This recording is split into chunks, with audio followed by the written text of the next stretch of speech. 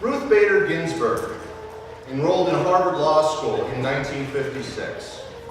She was one of 9 women in a class of about 500, and the dean of the school reportedly asked those 9 women, "Why are you at Harvard Law School taking the place of a man?"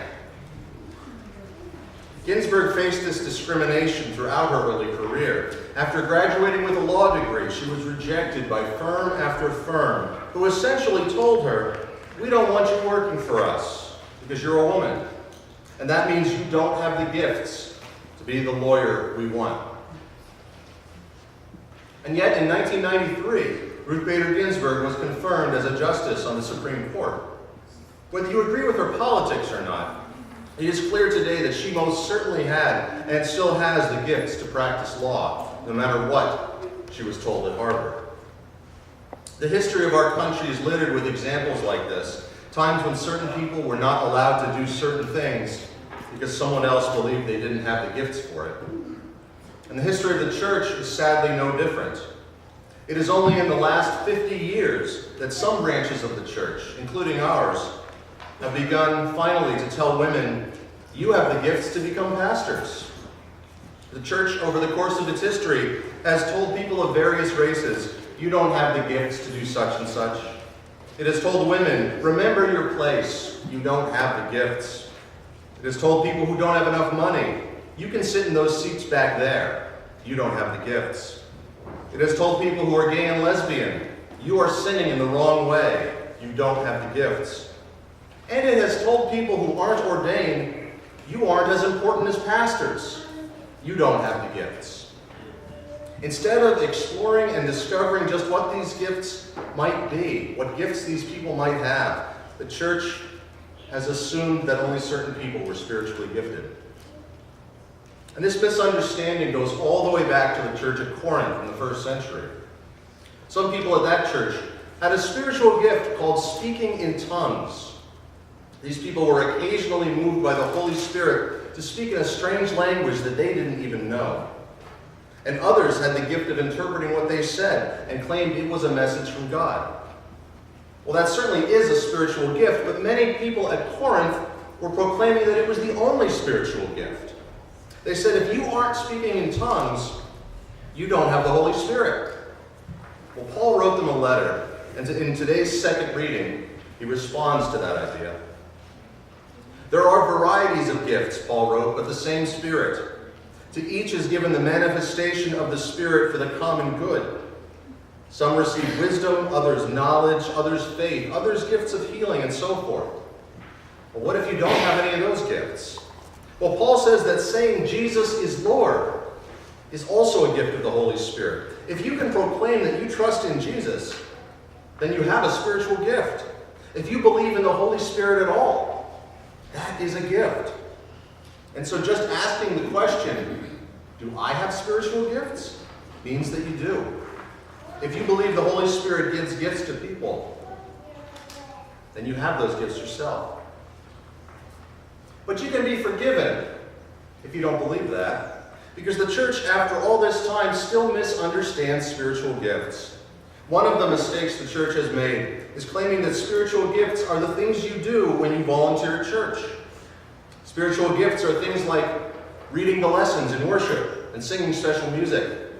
Spiritual gifts are things like shoveling our sidewalks and folding our newsletters. Spiritual gifts are whatever you can do to make the church run more smoothly. And the best spiritual gift of all, of course, is becoming a pastor. But none of that is true. The Holy Spirit did not give us gifts in order to build up the church. That's part of it, but nowhere near all of it. The Holy Spirit is not primarily concerned with making a difference in the church. The Holy Spirit is concerned with making a difference in the world. That includes the church, but also so very, very much more. The Holy Spirit gave us spiritual gifts in order to make a difference in the whole world. And we can do that in many ways beyond the work of a congregation. How do people share their spiritual gifts? Well, some have the gift of medicine and use that gift through their hard work as doctors, nurses, and other professionals. Some have the gift of working heavy machinery, and they use it through their hard work as excavators or construction workers. Now hold on, you might say. Those aren't spiritual gifts. Those are talents that they've practiced. Well, yes, but who do you think gave them those talents? And who do you think inspired their mentors and teachers to teach them? How do people share their spiritual gifts? Well, some have the gift of listening and use it by patiently listening to friends who need to speak. Some have the gift of social media and use it by sharing creative and hopeful things on Facebook, on Twitter, and so forth. Some have the gift of compassion and use it in every interaction they have throughout their day. Whatever it is that you do that makes the world a little better, that is a spiritual gift, a gift that the Holy Spirit has given you. And so I invite you to think about your spiritual gifts. Take out that yellow slip and think about this question. How will you change the way you share your spiritual gifts? But I encourage you not to answer it how you're going to volunteer things at church. That's not the only thing spiritual gifts are about. Instead, think about the gifts God has given you to share with the world, how you might share them in new ways in other parts of your life. So take a few minutes and jot down an answer under number 2 on that yellow sheet. Then take these slips home and talk about them with your family about it tonight or later this week. Take a few minutes now.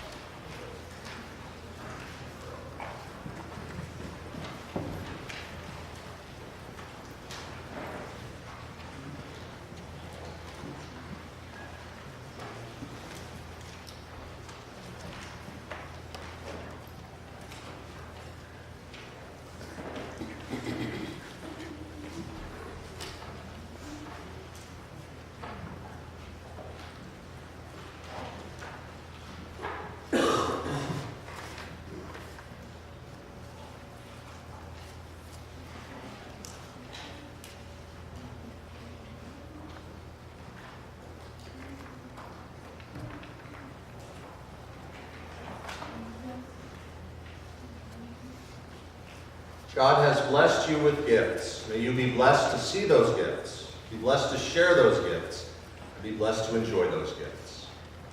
Amen.